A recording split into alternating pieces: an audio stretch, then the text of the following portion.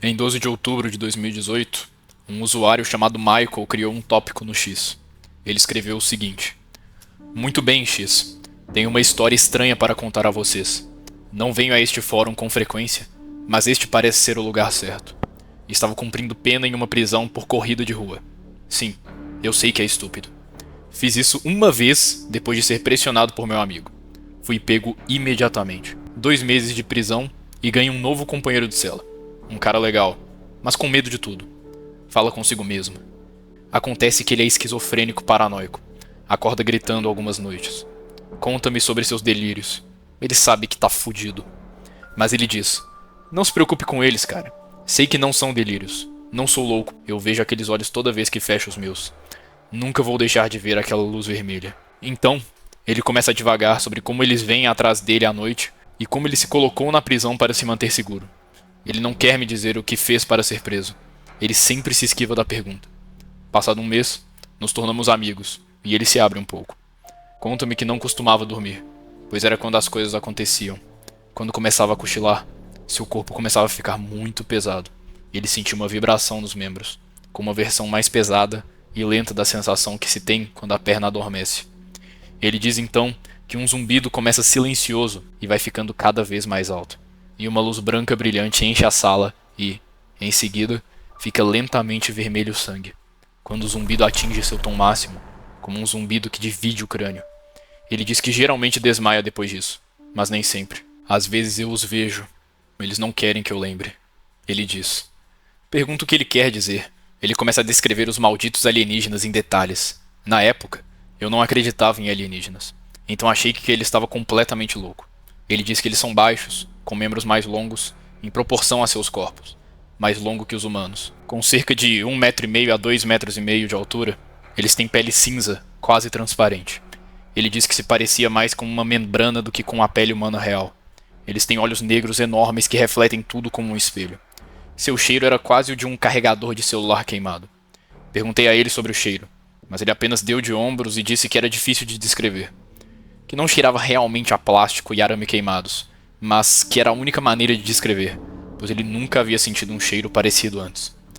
Diz que está ficando desconfortável, que falar sobre eles por muito tempo o deixa ansioso, então ele vai dormir. No dia seguinte, tivemos terapia artística, e ele ficou todo nervoso e começou a desenhar coisas assustadoras. Na terapia artística, fazíamos isso para expressar nossos sentimentos, porque supostamente ajuda as pessoas a serem menos violentas ou algo assim. Eu realmente não sei. Eu simplesmente comecei a rabiscar. Normalmente sou um cara bem tranquilo e não tinha nada em mente. Danny, meu companheiro de cela, parecia gostar dessas sessões na maioria das vezes, embora não seja muito bom de desenho. Desta vez, foi diferente. Ele estava super ansioso. Disse que ficou acordado quase a noite toda, embora eu tenha ficado acordado até tarde e não o tenha ouvido fazer nenhum som. Fica coçando o pescoço obsessivamente, mastigando constantemente o dedo indicador. Parece que está à beira de um tipo de ataque de pânico. O terapeuta diz a ele para tentar desenhar o que está o perturbando. Ele olha fixamente para o papel e o carvão durante metade da sessão, e depois começa a desenhar febrilmente. Ele preenche a página inteira com tons de vermelho e mal consegue distinguir qualquer outra coisa. Parece vagamente um quarto. É possível ver uma porta borrada. O que parece ser uma cama, talvez uma cômoda. Está tudo muito bagunçado. Você pode ver 3 figuras perto da cama, embaçadas, exceto pelos olhos. Olhos enormes, negros como breu, em forma de amêndoa. Eles estão cercando a cama com um boneco estático, que pode ser o Danny, e ele está gritando. O terapeuta pede que ele diga o que é, e ele apenas murmura que é um pesadelo. O terapeuta então diz: é um pesadelo ou apenas paralisia do sono. Mas os pesadelos não deixam marcas. Danny se vira e mostra a base do seu pescoço. Há uma cicatriz desbotada, um círculo pequeno e perfeito, com um triângulo com 3 pontos no meio. Que porra é essa? Ele diz que acordou depois de pesadelos com hematomas em lugares estranhos do corpo. Outros triângulos feitos de pontos. O terapeuta alegou que ele estava apenas se automutilando enquanto dormia, ou que era apenas sonâmbulo. Quando chegou a noite, eu estava lendo na cela. Quando estava na primeira página de um novo livro. De repente, Danny se senta e começa a gritar. Pergunto a ele o que aconteceu. Ele disse que vieram buscá-lo e o levaram embora. Agora sei que ele é louco. Ele me diz para dar uma olhada nas horas. Há um relógio que você pode ver do lado de fora da nossa cela. Já se passaram 4 horas desde a hora que entramos na cela. Eu estava lendo a mesma página em que comecei há 4 horas. Não havia como eu ter adormecido ou algo assim. Essa foi uma das coisas mais assustadoras que já me aconteceram. Danny disse que perder tempo é comum, mas que ele não me viu a bordo. Por que diabos eu perderia tempo também? Estou ficando muito assustado. Não quero acreditar nele. O médico da prisão me examina e me passa psicóticos para o caso de eu estar perdendo a cabeça. Mas eles dizem que estou bem. Fui liberado, então apenas me convenci que estava cochilando enquanto lia, e não percebi. Algumas semanas transcorrem normalmente. Vou ao pátio, faço terapia artística uma vez na semana, vou à biblioteca, etc. A prisão começa a permitir que os detentos tenham giz em suas celas, para que possam desenhar ou escrever o que quer que seja, sem que isso possa ser usado como arma.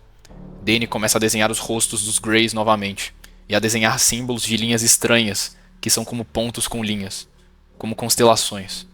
Isso já era perto do fim da minha estadia. Acho que foi no último mês ou 2. Tenho acordado com dores de cabeça e sangramento nasal em alguns dias. Não é exatamente estranho. Podem ser efeitos colaterais dos remédios para alergia que eu tomo. Estou ansioso para sair. Mas Danny ainda tem um tempo pela frente. E ainda não sei por que foi preso. Nem por quanto tempo. Ficamos acordados até tarde em uma noite, bebendo vinho de merda da prisão. O idiota que nos deu o vinho estragou tudo, e ele tinha gosto de vinagre e mijo. Bebemos até estarmos prestes a desmaiar, quando de repente, Danny surtou. Merda, porra, tá ouvindo isso? Por favor, me diga que não está ouvindo isso. É o zumbido que ele mencionou. Que droga. O barulho fica cada vez mais alto. E um zumbido mais alto pode ser ouvido. E Danny está batendo na porta da cela, gritando por ajuda. Ninguém vem. Nenhum prisioneiro nos manda calar a boca. Nenhum guarda chega para bater com um cacetete nas grades. Que diabos está acontecendo? Uma luz branca e brilhante e pulsante está enchendo a prisão, queimando meus olhos. De repente, tudo fica vermelho sangue e tudo fica em silêncio. É tão silencioso que você pode ouvir o sangue correndo em seus ouvidos. Tento me esconder embaixo da cama. Não consigo me mover. É como se eu fosse feito de chumbo. Meu corpo está zumbindo como se fosse feito de abelhas. Começo a entrar em pânico. Quero gritar por socorro. Pergunto ao Danny se ele está bem, mas não consigo nem abrir a boca. De repente, tenho a sensação de estar sendo observado. No brilho da luz vermelha, posso ver sombras na parede. As sombras começam a se mover. De repente, sinto uma dor aguda na cabeça e tenho uma imagem mental de mim mesmo, congelado na cela, com Danny a alguns metros atrás de mim. Era como se alguém tivesse colocado uma câmera na cela e eu estivesse me assistindo. A imagem desapareceu, mas eu podia sentir que algo estava perto de mim. Tudo fica frio e a vibração fica pior e mais violenta, quase como se as células do meu corpo estivessem sendo jogadas de um lado para o outro. Posso sentir que estou sendo levantado do chão. Fecho os olhos e, embora não seja nada religioso, começo a rezar para qualquer coisa que esteja me ouvindo. Pois o que mais eu posso fazer? A luz vermelha está gravada em minhas retinas. Estou gritando por dentro, mas nada sai. De repente, estou em uma sala. Ela é cor de aço, sem fonte de luz, mas uniformemente iluminada a ponto de não haver sombra. A próxima coisa que vejo são os olhos que Danny mencionou. Eles eram horríveis. Olhos enormes que ocupavam um quarto do rosto, em forma de amêndoa e inclinados a 45 graus. Estava escuro como um breu. Eu podia ver meu próprio reflexo aterrorizado dentro deles. Aqueles vazios enormes, úmidos e negros, refletiam cada centímetro de terror em meu rosto. Aquelas coisas não pareciam nem um pouco humanas. Nenhum desenho, Photoshop ou máscara chegou perto de quão horríveis eram aquelas coisas. A pele cerosa, parecida com uma membrana, quase pulsava. Imagens passaram pela minha cabeça. Eu e Danny, os alienígenas, a prisão, imagens de planetas, órgãos, estrelas. Isso me deu uma enorme dor de cabeça. Não sei o que estavam tentando fazer. De repente, me vejo no hospital da prisão. Eles me encontraram no chão da cela da prisão, com uma dor de cabeça cegante, deitado em uma poça do meu próprio vômito e com sangue saindo do meu nariz. Encontraram Danny encolhido em um canto, soluçando. Ele está coberto de arranhões e hematomas. Os médicos e os guardas me interrogam. Acharam que estávamos brigando, embora ninguém tenha visto ou ouvido nada. Absolutamente nada. Ninguém ouviu nossos gritos. Ninguém ouviu as luzes ou o zumbido. Como assim? Eu disse a eles que ficamos bêbados, mas não brigamos nem nada. Eu não fazia ideia do que tinha acontecido com o Danny. Eles me liberaram na hora do jantar. Minha cabeça ainda está latejando e todo o meu corpo está doendo, principalmente o pescoço. O soro ajudou, mas eu queria colocar comida de verdade em meu corpo. Danny não estava no refeitório. Não o vi por mais 3 dias. Danny me contou que o interrogaram, perguntando por que eu havia atacado. Ele disse que os ferimentos foram auto-infligidos, que teve um pesadelo e que se arranhou enquanto dormia. Eles o mantiveram sob observação para garantir que ele não tentasse se enforcar ou algo assim. Nenhum de nós queria falar sobre o que aconteceu naquela noite. Tudo que ele perguntou foi: "Você também os viu, não foi?" Eu assenti com a cabeça. Você sabe que eles não vão deixá-lo ir agora, certo? Quando eles colocam os olhos em você, você fica na mira deles para sempre. Obviamente, eu estou muito assustado. Nenhum de nós dorme bem nas semanas seguintes. Nada demais acontece até algumas noites antes de eu sair. Na maioria das vezes, são apenas dores de cabeça e sangramentos nasais. Eu vou dormir. Acordo no meio da noite com um zumbido e uma luz vermelha brilhante.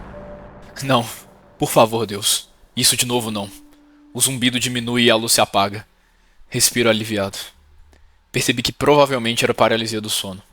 Isso costumava acontecer comigo quando era criança, mas eu só via uma bruxa velha. Voltei a dormir. Acordo com o som de guardas gritando comigo e batendo a porta.